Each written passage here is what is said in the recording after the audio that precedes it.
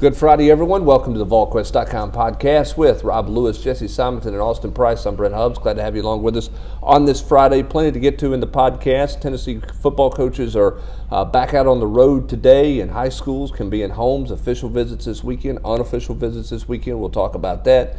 The football team is back in the weight room and getting ready for getting into their winter workout program before spring practice. We'll hit a little bit on the current team as well. Talk a little bit college football and some of the changing landscape. But let's first jump in and talk some college basketball with Tennessee and this basketball team and Rick Barnes. And Rob, you said on the Tuesday podcast that you thought Tennessee would have a hard time scoring with Georgia. They didn't come close to scoring with Georgia in Athens on Wednesday night. Well, a couple days removed from it, Rick Barnes saying, they're not tough enough, this, that, the other. What? Said they were soft. What's your takeaway from this? I don't want to go so far as to say they were soft, but they just don't have the kind of, mental toughness that you need to go in. Not that that wasn't Rupp Arena or. I can't call it Rupp Arena anymore. They just sold the naming rights to it. It's something else now. It wasn't Rupp, whatever, Kentucky's home court or Cameron Indoor, but it was a good crowd, and it was a really good crowd once Anthony Edwards got going.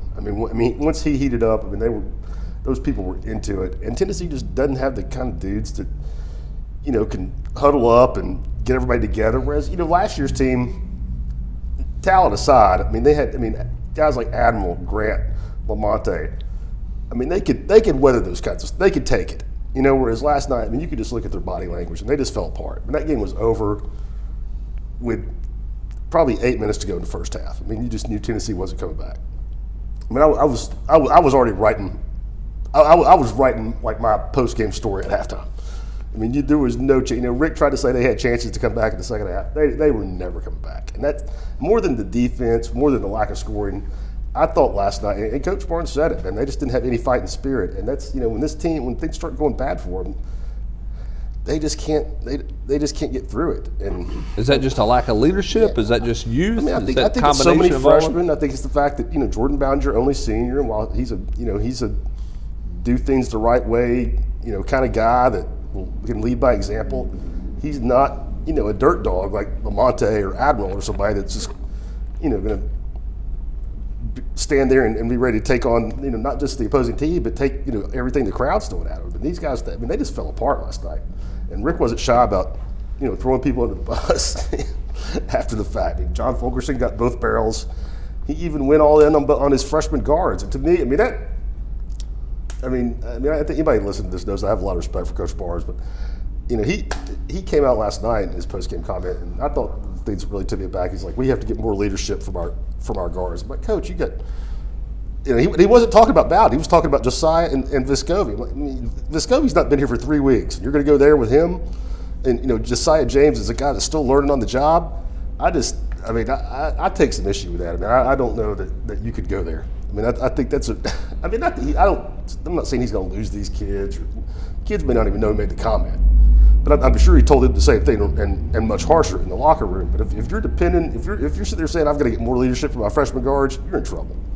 And I think this team's in trouble. Last night was also just a lack of fundamentals on, how many layups did they miss? How many loose balls did they have no clue where they were? How many times, and Rick did call them out specifically, reading Rob's story, Josiah got one of those barrels about just reaching in on defense, basically playing Olay defense.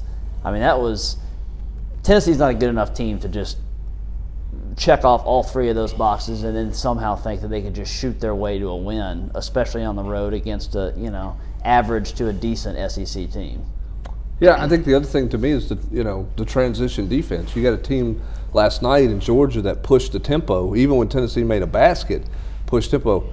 Tennessee didn't get back. I guarantee you everybody that they play the rest of the way is seeing that on a scout and is going to say, hey, we're going to push the ball and see if Tennessee will get back on defense, because there were numerous times, even after Tennessee made a bucket, Rob, Georgia got a layup on the other end because Tennessee was still running the floor to get back. Yeah, 12 fast break points for Georgia, 2 for Tennessee. And that's another thing. fans are like, why don't we run? Why don't we get out in transition? I mean, Rick wants to get out in transition. That's another thing he took his freshman guards to task for him. He said point blank that Santiago and Josiah aren't playing as fast as they want them to play. And again, that's not something. But no offense, those guys aren't as fast as what he's played with the last few years. I mean Jordan Bone was one of the fastest guys in college basketball. I mean, Santiago in a foot race couldn't. I mean, he would lose Jordan Bone's number on the back of his jersey at some point. I'm not trying to pick on him, he's just a different player. Different kind of player. You know? And so, I mean, they have a hard time getting easy points. I mean, Rick can yell at him as much as he wants. I mean, I just don't think they're going to be a big transition team. All right, so you got Euros last night. Kind of what you thought? Yeah, I mean, I thought he would rebound a little bit better. I mean, he didn't show much there, but knocking the rust off. I mean, it's not just the first game he's played this year. It's the first college basketball game he's ever played. I mean, I think people need to simmer down a little bit. He can help this team, but he wouldn't go out last night and start chalking up double doubles. Right. But when you have, I mean, John Fulkerson just might as well. He just may as well not even have gotten on the bus. And Rick certainly said as much. Which is the maddening part because he's, it's the roller coaster. It's 15-10 against South Carolina, and then no shows. And it's not like Georgia is some defensive juggernaut. They are the 13th best team in the league when it comes to opponent field goal percentage and scoring defense. I mean, it's not like they have these kind of brutes that are pushing you off your spot and everything. And I mean, I think that was a real disappointment. Among the many things that Rick was disappointed in last night, I'd say defense was at the top of the list, and Fulkerson is not far behind. I mean, he made a layup with 15:56 last night, and then he didn't even take another shot until there was like 8 minutes left to go in the game. That's not getting it done. No, you got to be better than that. And the one thing Euros did do that I liked, I mean, he carved out space. Right. I mean, he could establish position in the post. I mean, he wasn't great once he got the ball. I mean, he made 2 shots, but he could carve out a spot for himself and get a quality touch. All right, Tennessee stays on the road, takes on Vanderbilt. Vanderbilt's not real good, but it is Vanderbilt. Unusual setup. I know they've changed some of that stuff around a little bit where the coaches can go, and it is on the road. How does this team win road games? And Vandy, I think Vandy's manageable. They're so bad. They just lost Neesmith, their best player. I mean, he was averaging 23 points a game, and they don't have anything close to where they can plug and play there. I'm skeptical about what kind of crowd that'll be. I mean, when Vandy's bad, as they have been, I mean, those people check out. I mean, there'll be a lot of orange in the building, so I don't think this will be a tremendous road test. I mean, I think Tennessee can win this one, and then I think they will win it, and I think it'll be a little bit of fool's gold because it's not going to prove that they've answered anything. All right. Last basketball question. How good's the Edwards kid? Oh man, I'm trying to think when I've seen a better pro prospect in this league. Maybe. I mean, he's at the gate in a couple months, right? Oh, no question. I mean, he's in the conversation with James Wiseman for the top pick of the draft, I would say. I mean, it kind of probably will depend on what you need.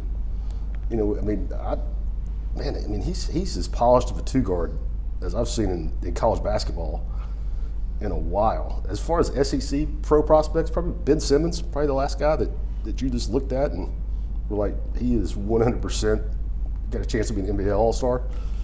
I don't know. It's funny because revisionist history now is going to say, it didn't really happen for him until the SEC tournament and then the March Madness, but it's Gilgeous Alexander. I mean, he has been he is phenomenal what he's done his first 2 years in the pros. But he didn't look like that. No, he didn't look like that. Yeah, he didn't look like that. He didn't have the shoulders that he almost has to turn sideways to get through a normal door.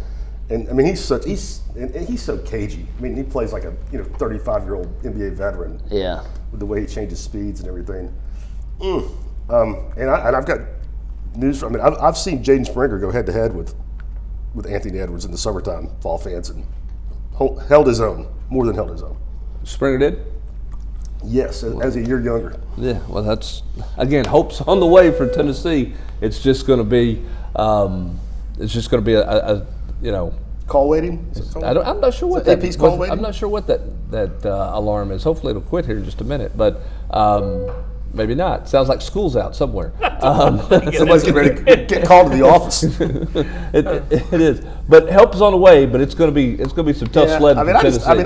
I'm not trying to just totally dump on them, but they're just not a very good basketball team. I mean, they're just not. I mean, I don't think it's all Lamonte. I mean, I certainly overestimated what Bowden's going to be able to do this year. I certainly overestimated, how good Josiah James was going to be this year. I mean, so did Rick Barnes, so did Mike Krzyzewski, so did Tom Izzo. I mean, when you go back and look. Yeah. But just not a lot to get excited about right now. No, I'm so afraid. We'll see how this team continues to improve, but the schedule is obviously going to get harder.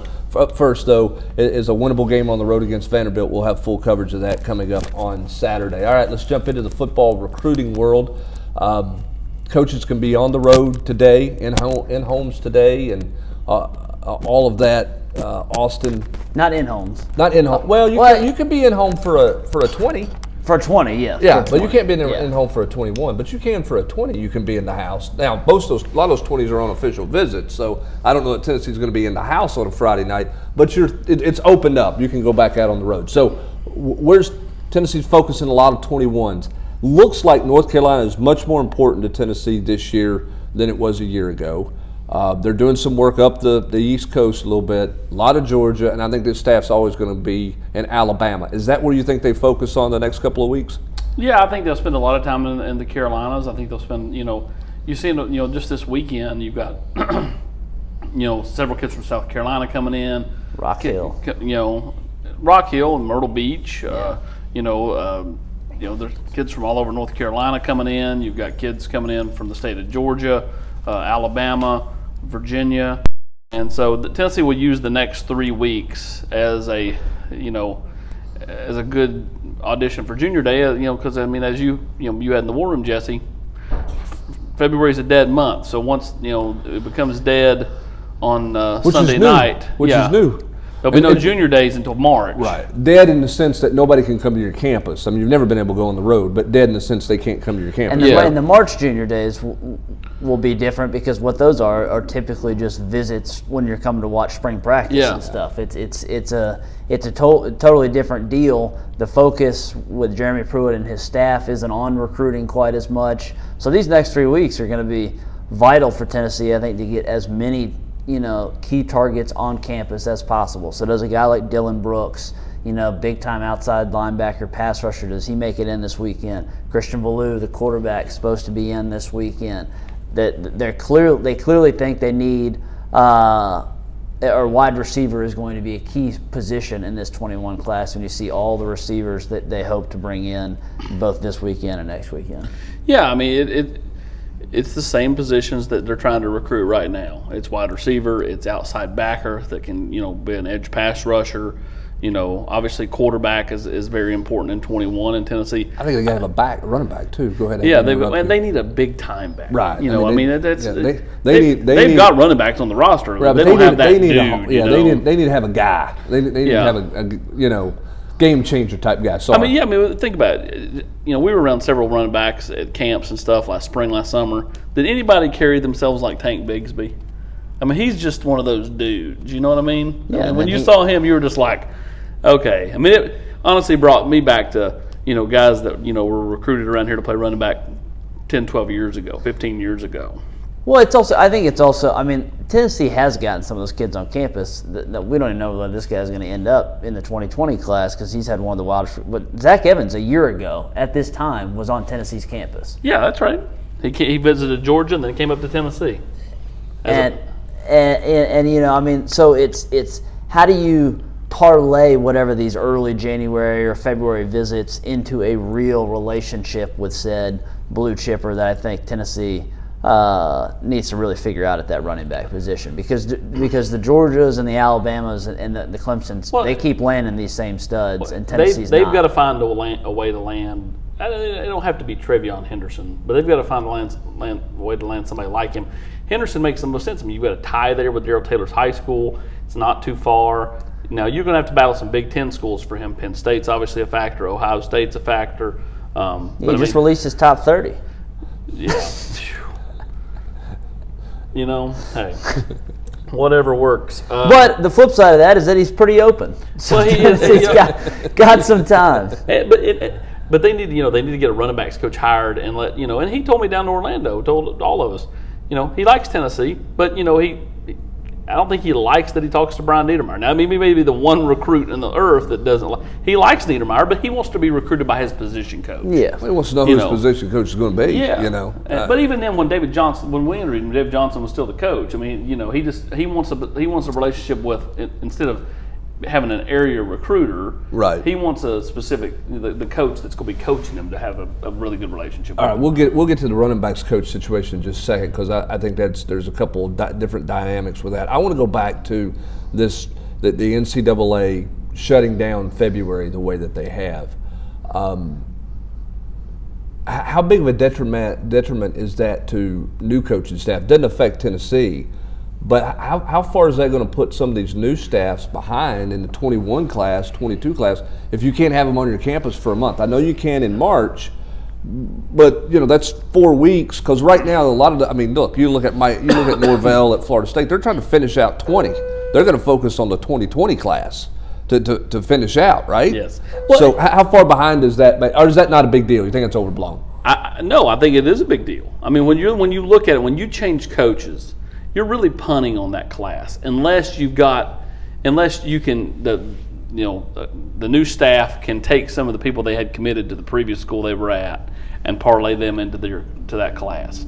I mean, you go back and when the first signing period started, or the first early signing period started, you go back to all those coaches, Chip Kelly, Chad Morris, Jeremy Pruitt, who got fired at FSU?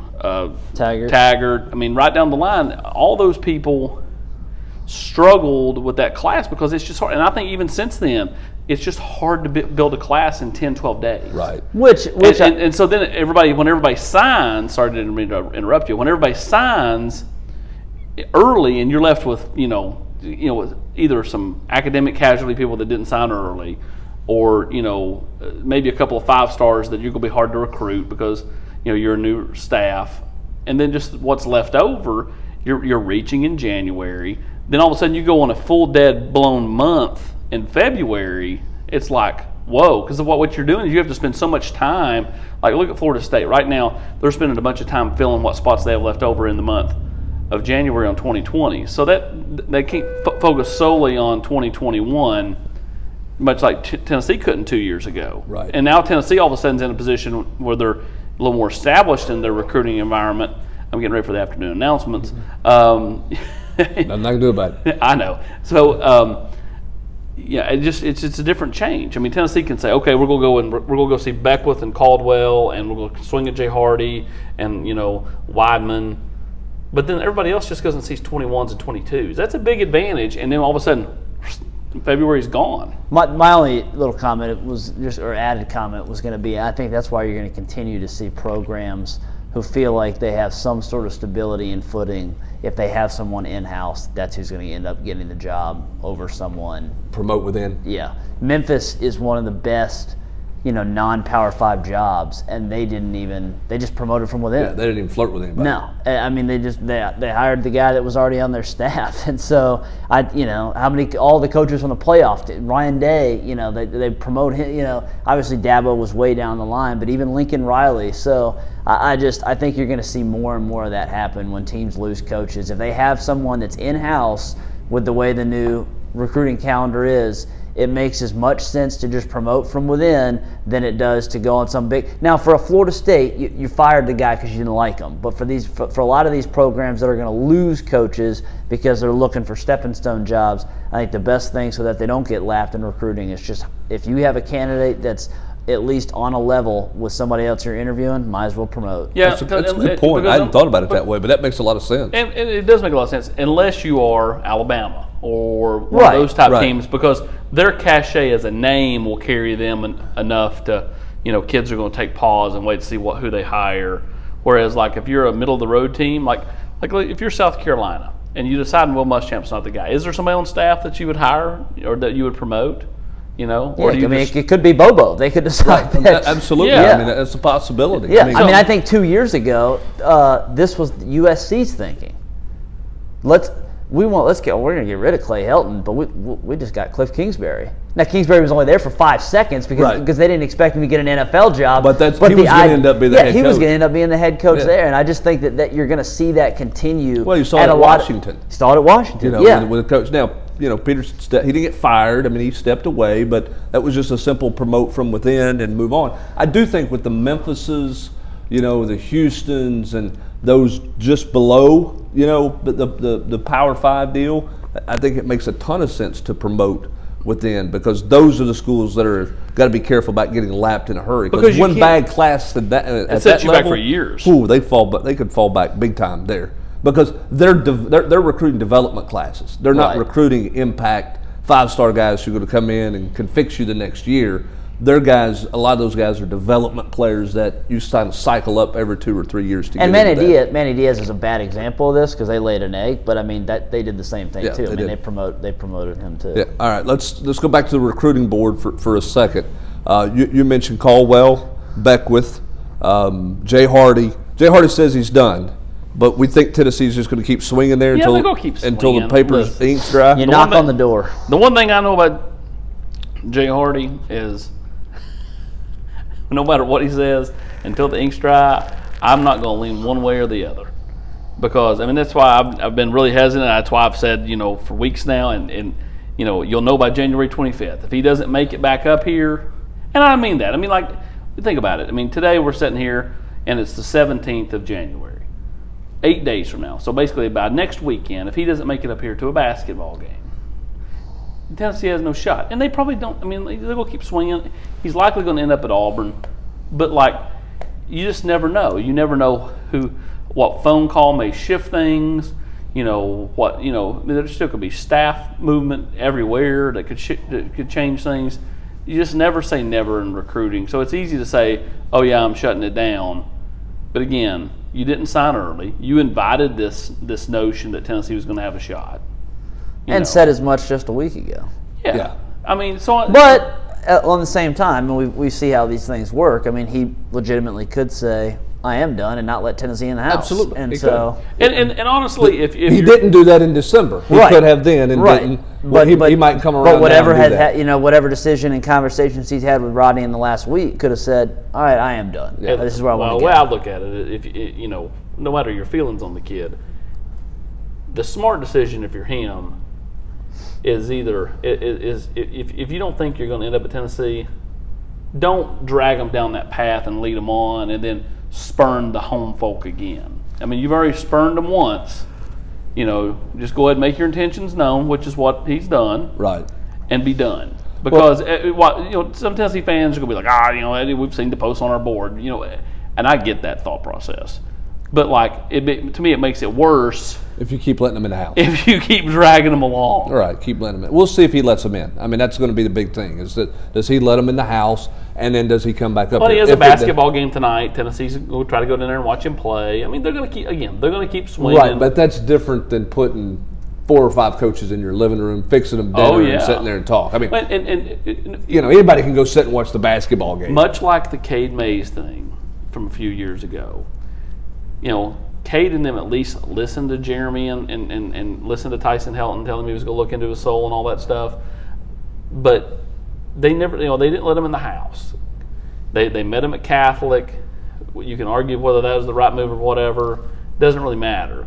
But I think the family wanted to at least let them speak their mind, but did not want to lead them on to make them think, they probably had a 5% shot even changing anybody's mind at that point. But they at least wanted to give them a chance to talk and explain their thought process, explain their vision, yada, yada, yada.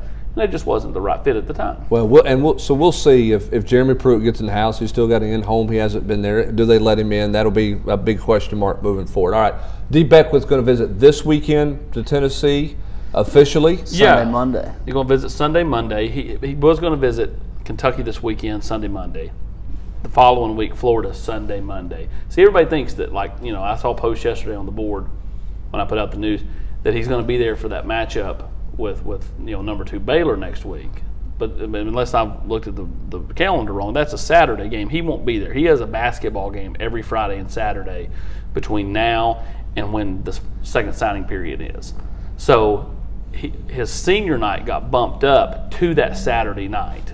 That of the last weekend when he was supposed to be at Tennessee. So, because of the fact that the dead period starts that Sunday night at midnight, he couldn't do a Sunday Monday there. Right. So he's most comfortable with Tennessee. He likes how Florida's recruiting him. It's not like Tennessee. It's not a slam dunk to the balls. Right. But I think that his half brother's committed here as a preferred walk on, distance from family. It makes sense in a lot of ways. Again, though, they're going to have to fend off that Florida visit next weekend. But I think that this weekend, getting him here Sunday, all day Monday, on Martin Luther King Day, with no school down there, was the right move by Tennessee to give them max time. And D wanted max time with Tennessee. That's why he canceled the Kentucky visit. All right, Jesse. If D Beckwith we know is there. We know they're going to swing at Jay Hardy. Who else is on the board here? Do they go after that outside linebacker from Florida? He could visit in 2 weeks, but they haven't offered him yet. So he's going to be a guy I think we kind of keep an eye on. Does he pop off with some news coming out saying, hey, I got a Tennessee offer and I'm gonna come take a visit? I don't really see Tennessee pursuing very hard there right now, because I do think they, if push comes to shove, they'd like Beckwith, Caldwell, and then that may be it. Now this weekend, they're also hosting the Florida State kid, Weidman, yeah, and Spencer. Yeah, Dylan Spencer, the offensive lineman from Madison Central. So Jimmy Holiday's they're still at least keeping the hot plate on some. Well, you have to. Obviously, doesn't look like things are going to go the way they hoped with Jay Hardy. But Beckwith's not a slam dunk either. So you got 2 spots. So you don't just recruit 2 people for 2 spots. You better be recruiting 5 or 6 people. And Spencer does not have an offer yet. Right. So does he walk away with an offer this weekend? That's something we'll keep an eye on. He did recently pick up a Mississippi State offer from Leach's staff. And that's a smart offer by them. Missouri, Drinkowitz, extended an offer as well. And he's a classic case with the new signing things. There's just only so many 6'4", 305-pound, tackles out there. Smart decision by him not to sign. Yeah, in December. Yeah. Now is he good? No, we don't know. Is he a Southern Miss quality player or is he a Mississippi State? That is to be determined. But it certainly is going to boost his stock in terms of where he's going to ultimately land. Much like it was smart for Holden Willis not to sign early. The kid from Greenback. South Florida's coming and offered. Jeff Scott. Mississippi State has expressed quite a bit of interest, and they may offer, because all these guys are looking for players. They don't have enough. They don't have enough players to fill spots. If you're a fringe guy, okay, and when I say fringe, if you have an offer from the Southern Misses or smaller level schools, but a couple of SEC schools have called, and you think you're right on the cusp of that deal, history says with the new signing period, wait. Yeah. Because now you may get over recruited. You may go to a place that in 2 years you get over recruited for somebody else. You may never get to play there. But if that's your dream, you're going to have a better shot to get there by not signing in December. I think Holden Willis is a case of that, going from a preferred walk-on status, or Austin Peay to potentially Mississippi State, potentially South Florida here. Well, look at Adonis Otey a year ago. He was going to Arkansas, doesn't sign, smart move by him. Ends up going to USC. Right. Now, when you go to USC, there's a lot of good players out in California. You may get recruited over, but there's no doubt that that's a much sexier program than Arkansas. Right. So that's one of the advantages to those guys to not signing early, because so many programs are trying to fill spots. All right.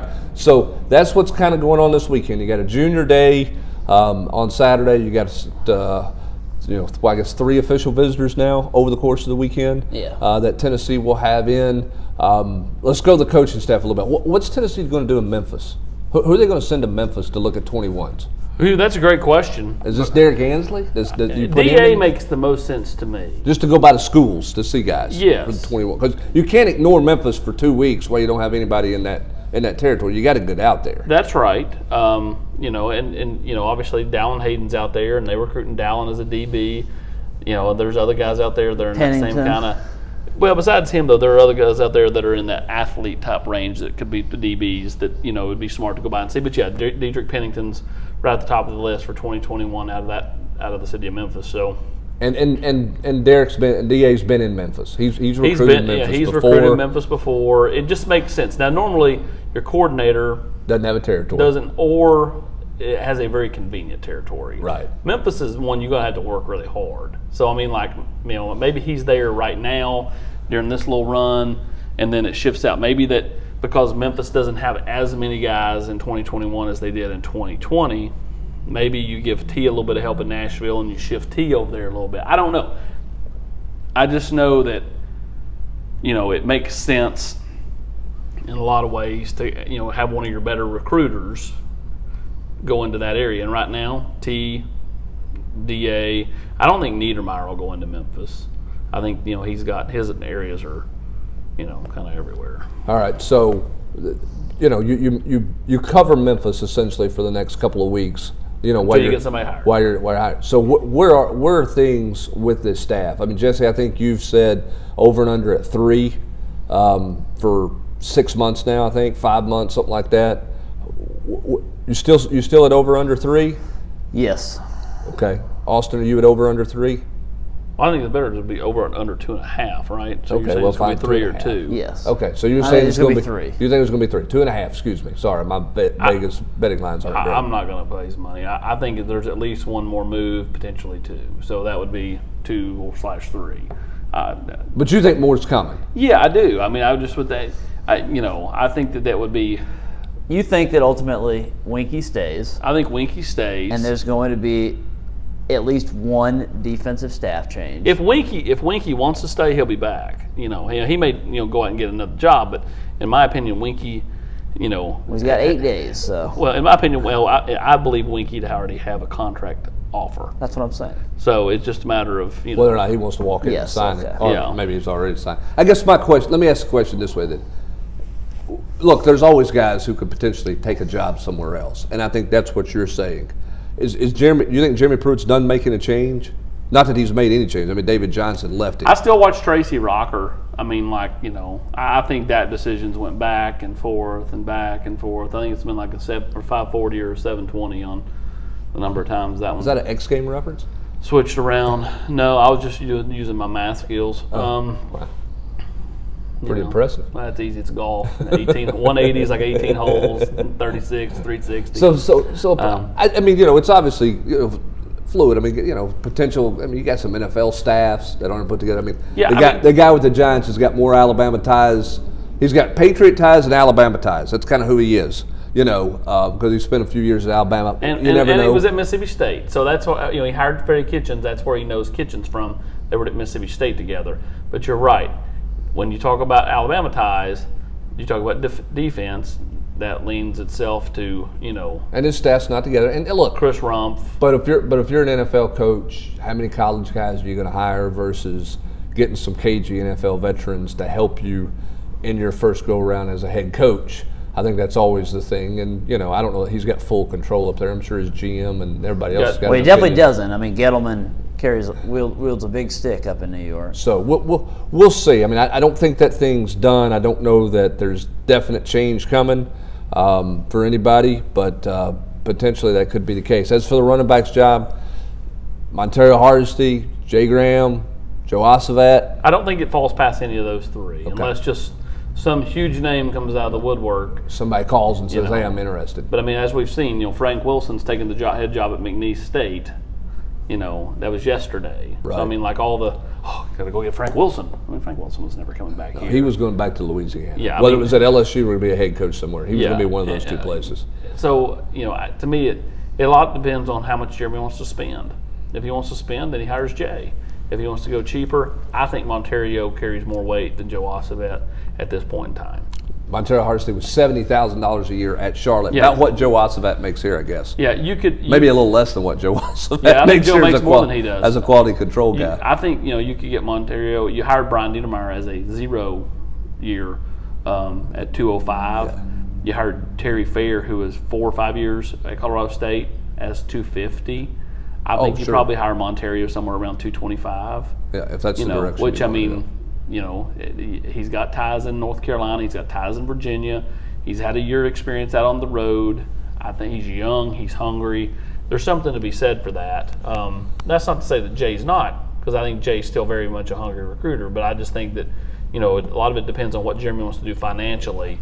Because, I mean, if there's potential other moves out there. When you look at the rest of the staff, a lot of these guys have got big salaries. Right. And they don't always equate to the production. But you got $700,000, $800,000, $850,000. But you got some of those guys who got those salaries in part just because they had titles that they don't have. Kevin Scherer got a big deal, not because he's the inside linebackers coach. He was the defensive coordinator. Got demoted, didn't take a loss in salary in that regard. I'm surprised Jeremy's not given the recruiting coordinator title to anybody. Which that's something that technically he could. Yeah, you'd probably hold that one in your hip pocket in case you got somebody who's threatening to leave you. That's the easy way to give somebody money, is to keep that title kind of in your hip pocket. Unless I'm the recruiting coordinator. I'm the one that makes all the decisions, right? Boom, mic drop from Hubbard. Hubs has gotten so cavalier with his Jeremy Pruitt impersonation. It's not very good though. Lastly, Monday night Tuesday morning everybody's talking about the LSU dynasty. Okay, they've overthrown Saban in the West. They're here to stay. 4 days later, 3.5 days later, Joe Brady's in the NFL. Dave Aranda looks like he's gone to Baylor. You've had about 4 guys go to the NFL on you. Where is LSU as they bask in the glow of the national title? They just finished, a remarkable season, and now they're going to have to giddy up, and let's see if they really are the next Clemson or the next Alabama. I think they're going to be a heck of a good team next year, but the fact they're not going to have the same trigger man, is it going to be Brennan? Is it going to be Max Johnson? Sounds like all the rumors that King was a done deal there may not happen, that he's going to end up, I guess, leaning towards Arkansas, going to go play for Sam Pittman. So we'll see. He didn't have to compete. He walks into Arkansas and he's the guy right out of the gate. There's not even a competition there. Which is the point of being a grad transfer. So. Right. So, but you also, the guy who created this offense is gone, and your defensive guy. Oh, it's a huge. You got 2 major parts going out of your coaching room too. For sure. This is going to be everything coalesced to the perfect season this year, and now Coach O is going to have to rebound a little bit, and I'm sure. Again, no one's going to turn down going out. They're going to recruit a top 5 class, but that dynasty. And they're going to hire good coaches. Yeah. But I think the dynasty talk might be slightly premature. But what do I know? All right, that's going to do it for this edition of the Volquest.com podcast. For Rob Lewis, Austin Price, and Jesse Simonton, I'm Brent Hubbs. Thanks for joining us. Have a great weekend, everybody.